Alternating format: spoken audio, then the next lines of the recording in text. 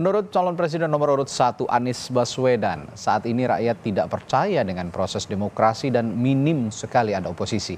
Menanggapi pernyataan Anies, calon presiden nomor urut 2 Prabowo Subianto mengatakan Anies menjadi gubernur DKI Jakarta adalah contoh berjalannya demokrasi karena saat itu diusung oleh oposisi. Anies pun mengungkapkan tidak semua orang tahan untuk menjadi oposisi. Mas Anies.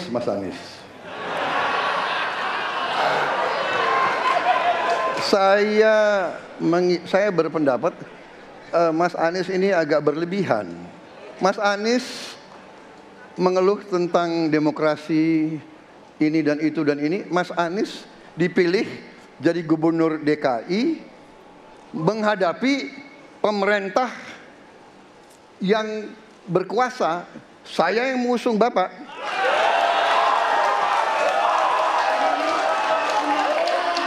Kalau demokrasi kita tidak berjalan, tidak mungkin Anda jadi gubernur.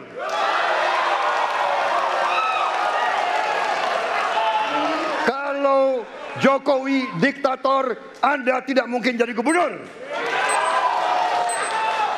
Saya waktu itu oposisi, Mas Anies. Anda ke rumah saya, kita oposisi, Anda terpilih. Waktu habis. Ketika kita menghadapi sebuah proses demokrasi, di situ ada pemerintah dan ada oposisi. Dua-duanya sama terhormat. Dan ketika proses pengambilan keputusan itu dilakukan, bila ada oposisi, maka selalu ada pandangan perspektif berbeda yang membuat masyarakat bisa menilai. Karena itu oposisi itu penting dan sama-sama terhormat. Sayangnya tidak semua orang tahan untuk berada menjadi oposisi. Oke? Seperti sampaikan Pak Prabowo tidak tahan untuk menjadi oposisi. Apa yang terjadi?